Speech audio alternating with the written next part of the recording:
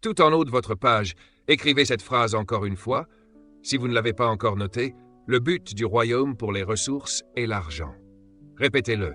Le but du royaume pour les ressources est l'argent. Prenez des notes, parce que ce que je vais partager va non seulement vous aider à sortir de l'endettement, mais aussi à ne plus jamais y retourner. Je vais vous transmettre des principes que j'ai personnellement pratiqués avec le Saint-Esprit, et c'est grâce à eux que je suis sorti de mes dettes. Oui, je suis libre de dettes personnellement. Et je vous dis que c'est parce que j'ai appris ce que je vais vous enseigner ce soir. Vous allez découvrir certains de mes secrets, et tous viennent d'un seul livre du royaume, la Bible. Je veux d'abord parler du concept du royaume concernant la richesse. Nous parlons ici de l'application du royaume de Dieu sur la terre. Et je veux vous rappeler dans cette partie la vision globale de Dieu. Notez ces quelques points. Numéro 1. Le but et le plan originel de Dieu ont toujours été d'étendre son royaume céleste sur la terre. C'est le plan de départ de Dieu.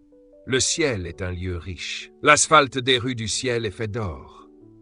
Alors, si vous n'aimez pas la richesse, ne prévoyez pas d'aller au ciel. Et si un royaume est riche et possède une colonie, cette colonie doit refléter la nature du royaume. Car le but de la colonisation, c'est d'étendre l'influence du royaume sur un territoire étranger. Comprenez bien ceci. Si votre façon de penser est erronée, votre vie sera erronée. Mais si votre pensée est juste, votre vie commencera à s'aligner sur cette pensée et votre existence deviendra juste. Moi, je ne cours pas après la richesse et je ne recherche pas l'argent. Pourquoi? Parce que dans mon pays d'origine, la richesse fait partie de notre culture. Dans mon pays, personne n'est pauvre. Pauvreté n'existe pas là d'où je viens. Je vivais aux Bahamas et je croyais venir des Bahamas. Mais j'ai découvert que je viens du ciel. Et dans mon pays, il n'y a ni dépression ni pauvreté. Je le crois de tout mon être, et c'est ainsi que je pense maintenant. Et pour que vous pensiez comme cela, il faut commencer par ce concept. Quand un royaume colonise un territoire, ce territoire reflète la nature du royaume. De la même manière que les Bahamas reflétaient autrefois la culture de la Grande-Bretagne, dans la façon de vivre, de manger, de boire, de conduire. Ainsi, si le royaume des cieux est un royaume riche, alors les citoyens du royaume sur terre doivent refléter cette richesse. Mais ils ne le font pas pour se vanter, ni pour se comparer, ni pour rivaliser, car ce qu'ils possèdent ne leur appartient pas. Notez bien ceci, la richesse dans un royaume est la propriété personnelle du roi. Commencez à penser de cette manière, sinon vous ne sortirez jamais de vos dettes. Dans un royaume, personne ne possède rien. Le roi possède tout, la terre, les animaux, les forêts, les eaux et même les gens. Tout dans un royaume est la propriété personnelle du roi. C'est essentiel à comprendre. Si vous ne saisissez pas ce principe, vous allez continuer à courir après l'argent, à poursuivre les choses matérielles et à rivaliser avec d'autres pour les ressources. Mais si vous recevez une révélation, et j'espère que ce sera ce soir, que vous ne possédez rien, alors plus personne ne pourra rien vous voler. On ne peut voler que ce que l'on croit posséder. Si vous comprenez cela, personne ne pourra jamais rien vous voler. C'est profond.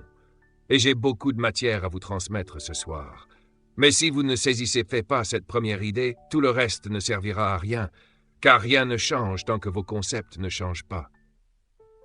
Les concepts du royaume sont les choses les plus importantes à comprendre. C'est pourquoi j'ai écrit mes 2 premiers livres uniquement sur les concepts.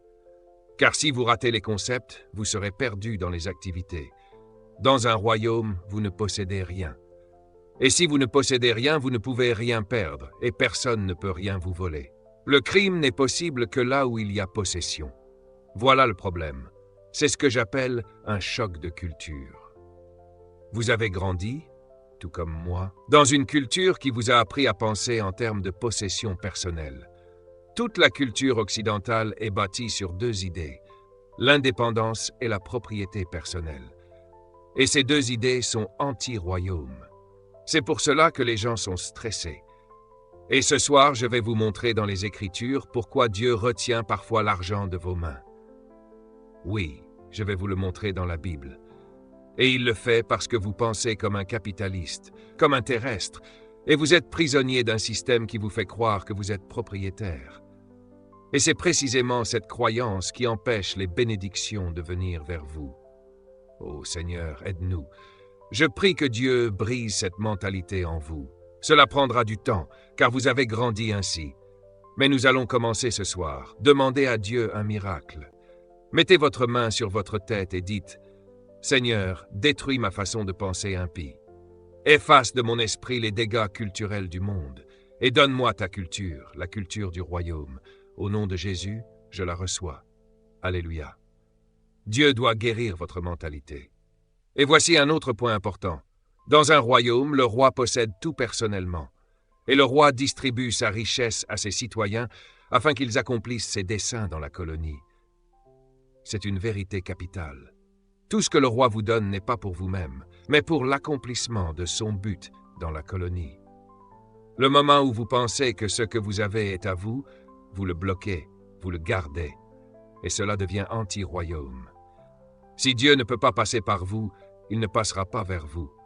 Tout ce que Dieu vous donne est pour accomplir son dessein dans le royaume.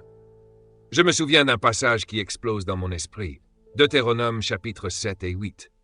Quand le Seigneur a fait sortir son peuple d'Égypte, il leur a dit comment penser, quelles attitudes adopter. Et il leur a déclaré « Je suis l'Éternel, ton Dieu, et c'est moi qui te donne le pouvoir d'acquérir la richesse afin que s'accomplisse mon alliance que j'ai faite avec Abraham. » En d'autres termes, Dieu dit « Je vais te rendre riche afin d'accomplir mon alliance sur la terre. » Ainsi, chaque fois que le roi te confie des ressources, ta première question ne doit pas être « pour qui c'est ?» mais pourquoi c'est? Parce que notre réflexe est souvent de dire immédiatement « c'est pour moi ». Mais non, demande plutôt « Seigneur, quel est le but de ce que tu me donnes ?» Et cela m'amène à une déclaration très importante avant d'entrer dans le vif du sujet. Le citoyen du royaume est responsable et redevable devant le roi quant à l'usage et à la gestion de ses ressources. Je veux que chacun d'entre vous, ici présent, obtienne une copie de cet enseignement en CD ou DVD quand j'aurai terminé, parce que je vais vous donner beaucoup d'informations qui vont changer votre manière de penser. Et pour que votre mentalité change, vous devrez écouter ce message au moins 7 fois. Oui, écoutez-le 7 fois, jusqu'à ce que votre esprit soit transformé. Le citoyen du royaume est responsable et redevable devant qui? Devant le roi. Et pourquoi? Pour l'usage et la gestion de ses ressources. Car tout appartient au roi. C'est lui qui vous donne ses ressources pour ses desseins, et il vous demandera des comptes sur la manière dont vous les avez utilisées et gérées. Ce sont là les bases fondamentales du royaume. Passons maintenant à une histoire très importante dans Matthieu, chapitre 25. Au verset 1, Jésus parle encore de son unique message, le royaume, et il commence ainsi. Le royaume des cieux est semblable à... Puis il donne différentes paraboles. Autrement dit, ces histoires parlent du royaume de Dieu. Tu ne peux donc ni lire, ni prêcher, ni enseigner ces passages en dehors du contexte du royaume. Ce sont des paraboles du royaume. Et Jésus dit, « Le royaume des cieux est semblable à un homme qui, partant en voyage, appela ses serviteurs et leur remit ses biens. » Réfléchissez bien à cette phrase. Un homme part en voyage, et il confie ses biens à ses serviteurs. Maintenant, comprenons cela spirituellement. Ces histoires ne sont pas littérales, elles sont destinées à expliquer les principes du royaume. Le royaume commence dès Genèse 1:26 avec le mot « dominion », en hébreu « mlak » ou « da » qui signifie règne, autorité, royauté. En Genèse 1:26, Dieu créa les cieux et la terre. Remarquez, la propriété, la terre, a été créée avant l'homme. Autrement dit, le domaine existait avant le gestionnaire. Et Jésus revient à cette idée. Il dit, en substance, Dieu avait une propriété, la terre, et il l'a confiée à ses serviteurs, à ses fils. Ces serviteurs, ce sont nous, les êtres humains, à qui il a confié la gestion de la terre. Il explique aux gens de son époque, avec des images qu'ils comprennent, des serviteurs, des propriétaires, pour illustrer ce principe fondamental de Genèse 1:26. Ayez la domination sur la terre. C'est exactement ce dont il parle, le royaume, c'est la gestion de la propriété de Dieu. Puis Jésus continue. À l'un, il donna 5 talents, à un autre 2 talents, et à un autre 1 talent. Pourquoi Jésus utilise-t-il l'argent dans cette parabole?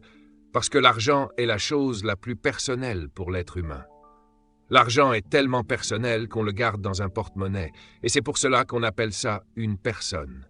Personnalité, possession, car il est lié à ton intimité.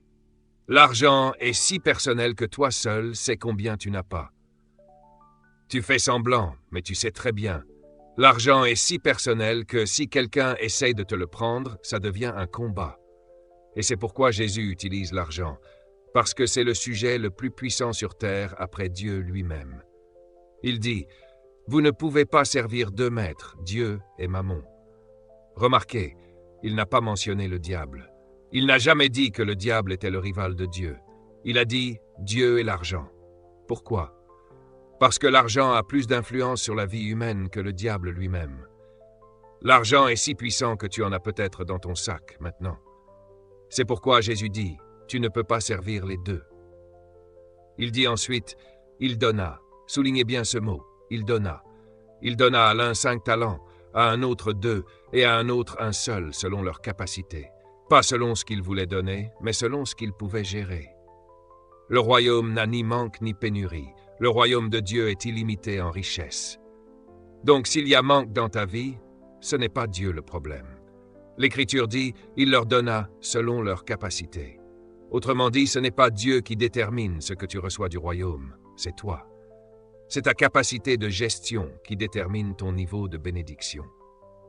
Arrête donc de prier pour certaines choses si ta capacité ne correspond pas à ce que tu demandes. Tu pries peut-être, « Seigneur, donne-moi 10 000 $.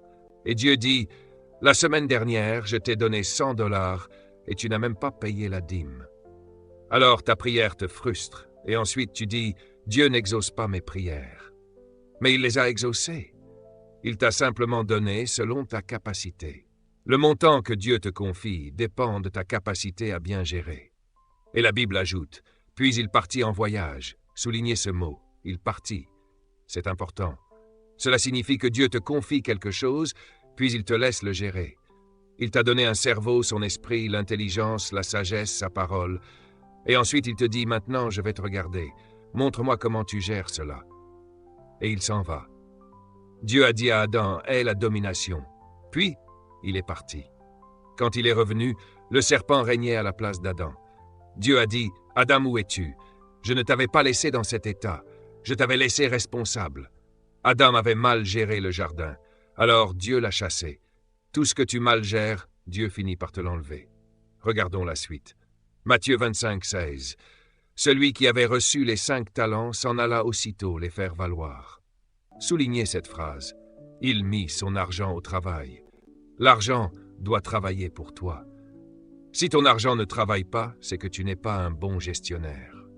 Tout le monde dit « l'argent doit travailler ». Répétez-le encore. L'argent doit travailler. Mais voyez-vous, beaucoup n'ont pas compris la révélation. Dans le royaume de Dieu, tu ne travailles pas pour l'argent, c'est l'argent qui travaille pour toi. Dans le royaume, chaque fois que Dieu te donne des ressources, c'est pour qu'elles travaillent pour toi. Ce qui nous rend malades, stressés, dépressifs et nous fait vieillir prématurément, c'est que nous avons inversé ce principe du royaume. Nous courons derrière 2, parfois 3 emplois. Nous ne rentrons même plus à la maison. Si tu travailles pour l'argent, devine qui est le maître. Jésus a dit « Nul ne peut servir 2 maîtres ». Tu vois, Christ a raison. Il n'y a que 2 maîtres sur cette planète. Si tu travailles pour l'argent, l'argent est ton maître. Tu es censé travailler pour un but, pas pour de l'argent. Si tu trouves ton but, l'argent te trouvera. Si tu n'as pas encore découvert ton but, alors tu travailles encore pour l'argent. Et dans ce cas, l'argent est ton patron. Jésus a essayé d'expliquer cela simplement. Il a dit « Pourquoi vous inquiétez-vous » Autrement dit, « Pourquoi courez-vous après ce que vous allez manger, boire, ou après l'argent pour acheter vos vêtements, vos biens ?» Puis il a dit « Regardez les oiseaux ». C'est important. Il dit « Regardez-les bien ». Les oiseaux ne s'inquiètent pas, ils ne sèment pas, ils ne moissonnent pas, et pourtant leur Père céleste prend soin d'eux. Quelle est la seule chose que fait un oiseau? Être un oiseau. C'est tout. Tu comprends? Il dit « Regardez les oiseaux, soyez comme eux. Fais ce que tu es censé faire. Les oiseaux ne cherchent pas à devenir des chevaux, ni à être des crocodiles ou des vaches. Ils se contentent d'être ce qu'ils sont. Mais l'humain, lui, est le seul être qui passe sa vie à essayer d'être quelque chose qu'il n'est pas. Ton but attire la prospérité nécessaire à son accomplissement.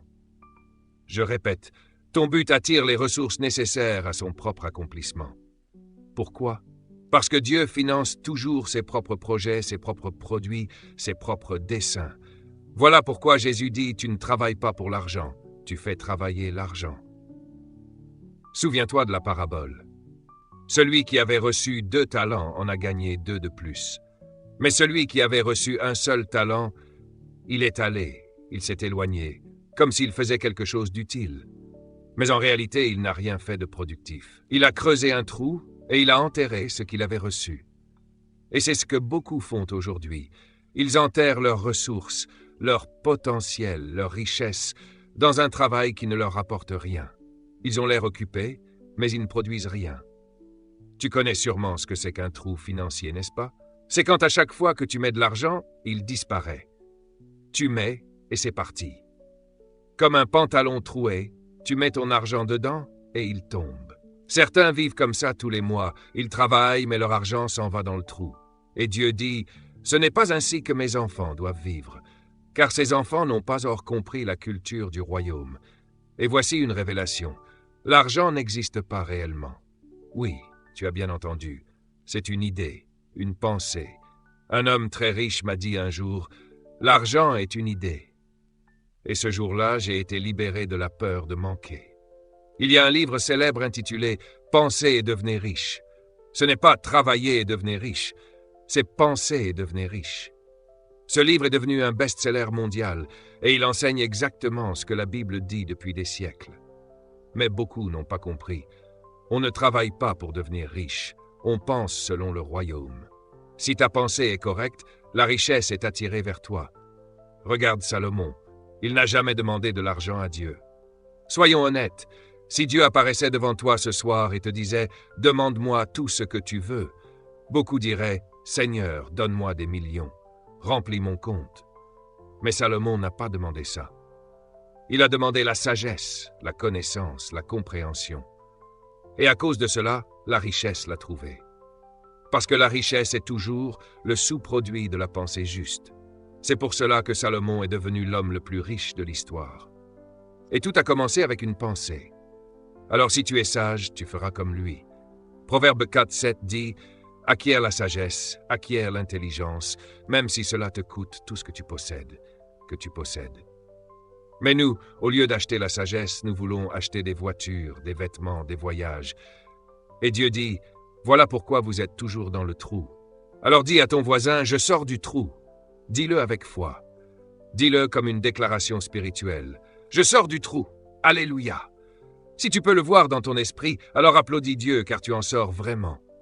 Mais écoute bien, donner, ou même la dîme, ne te fera pas sortir du trou si tu ne changes pas ta pensée. Tu dois ajouter à ta foi des œuvres et à tes œuvres la compréhension, car tout commence dans ta manière de penser. Ma pensée a changé quand j'ai compris ceci. Dieu possède tout, et tout ce qu'il me confie, c'est pour accomplir son but. Voilà pourquoi ma mentalité est différente. Et Jésus ajoute dans la parabole, « Après un long moment, le maître revint et fit les comptes avec eux. » Souligne le mot « compte ». Car Dieu dit, « Je vous ai donné la terre, ses richesses, ses ressources, l'eau, les pierres précieuses, l'huile, les fruits, les poissons, les oiseaux. Tout cela, je vous l'ai confié. » Et pourtant, certains vivent encore dans le manque, alors que la richesse est littéralement autour de leur maison. En ce moment, je suis sérieux. Si quelqu'un veut un chou frais, un vrai chou du jardin, dites-le moi. Je peux vous en cueillir un directement dans mon jardin et vous le donner. Et si quelqu'un veut du brocoli, ça coûte 7 ou 8 $ le petit bouquet. Je peux le prendre pour vous dans mon jardin et vous le donner. Mais voyez-vous, la plupart des gens pensent totalement à l'envers. Tout ce qu'ils veulent, c'est le chou ou le brocoli. Ils n'ont pas compris le vrai principe. J'ai transformé mon jardin en productivité. Celui qui a plus, arrêtez de demander de l'argent à Dieu pour acheter des courses, alors que tout est déjà là autour de vous, que vous abusez et ignorez ce que Dieu vous a donné. Avant de terminer ce soir, je veux que vous remarquiez 2 mots que je vais répéter encore et encore. En confiance. parce que nous pensons toujours à l'argent comme de l'argent. Non, ce sont des ressources. Dieu se préoccupe des ressources. Tout est ressources. Après un long moment, c'est-à-dire après que Dieu ait confié des ressources sur la planète, il revient voir ce que vous en avez fait. Cela fait 7000 ans, et Dieu cherche encore ce que nous faisons de la planète. Le serviteur qui avait reçu 5 talents en a gagné 5 autres, donc il en avait 10. Et il dit, « Maître, tu m'as confié. » Soulignez le mot « confier ». Dieu nous donne de l'argent et des ressources en confiance. On ne doit pas tout consommer pour soi-même. Confier signifie « je t'ai laissé ça, c'est encore à moi ». Si tu veux adopter la culture du royaume et comprendre la relation avec les ressources et l'argent, tu dois changer ta pensée dès le départ. Il possède tout, tout le temps. Amen. Amen. Si je te laisse ma voiture 3 mois, est-ce que c'est ta voiture? Non. C'est un prêt en confiance. Tu ne peux pas la posséder. Et si je reviens et que ma voiture est détruite, phare cassé, vitre brisée, moteur fumant, Dieu dit, ce serviteur inutile, jetez-le dans les ténèbres extérieures. Vous comprenez? Ce n'est pas juste l'argent que nous gérons mal, c'est la mentalité de propriété. Beaucoup utilisent le concept de la dîme pour s'approprier ce qui appartient à Dieu. Non, ce n'est pas à toi. Tout ce que tu as reçu de Dieu est pour ses desseins, pas pour ton ego. Quand tu rends ta dîme, regarde bien. Dieu t'observe pour voir comment tu gères le reste. C'est là toute la pression. Même après la mort, cette responsabilité continue. Dieu veut voir comment tu as géré tout ce qu'il t'a confié. Et ensuite, il te confie plus. Tu ne peux pas échapper à Dieu. Dans le royaume, la gestion est le travail le plus important. C'est le travail le plus élevé. Le serviteur qui avait reçu 5 talents. Le maître lui dit, « Bien bon et fidèle serviteur. » Soulignez le mot « bon ». Si tu ne multiplies pas ce que Dieu te donne pour bénir les autres, tu n'es pas encore bon aux yeux de Dieu. Rien de mieux que Dieu te qualifie de bon. Et Jésus nous donne le secret pour que Dieu nous appelle bon, multiplie ce qu'il te donne. La deuxième qualité observée par Dieu chez ceux qui gèrent bien, la fidélité. Tout est question de stewardship, de gérance. Si tu es conscient que tu travailles pour quelqu'un d'autre, alors tu peux être fidèle. Il dit, « Tu as été fidèle avec peu, je te confie beaucoup. » Le travail n'attire pas l'argent, c'est la gestion qui attire davantage de ressources pour l'œuvre de Dieu sur terre. Le serviteur qui avait reçu un talent dit, « Maître, je savais que tu étais un homme dur. » C'est important. Ce serviteur n'a jamais fait fructifier son talent, non pas parce que l'argent ne pouvait pas croître, mais parce que sa mentalité l'a empêché. Il était jaloux, en colère contre celui qui avait plus. Et beaucoup d'entre vous restent bloqués par la jalousie. Écris ceci, si tu es jaloux, tu ne peux jamais recevoir de la personne que tu envies. Si tu es ou es en colère contre quelqu'un, tu ne peux jamais recevoir de lui. Chaque domaine d'influence. Ça inclut l'éducation, l'hôtellerie, la police, la politique, tous les domaines. Dieu dit, je veux que mon peuple apporte ma nature dans chaque discipline.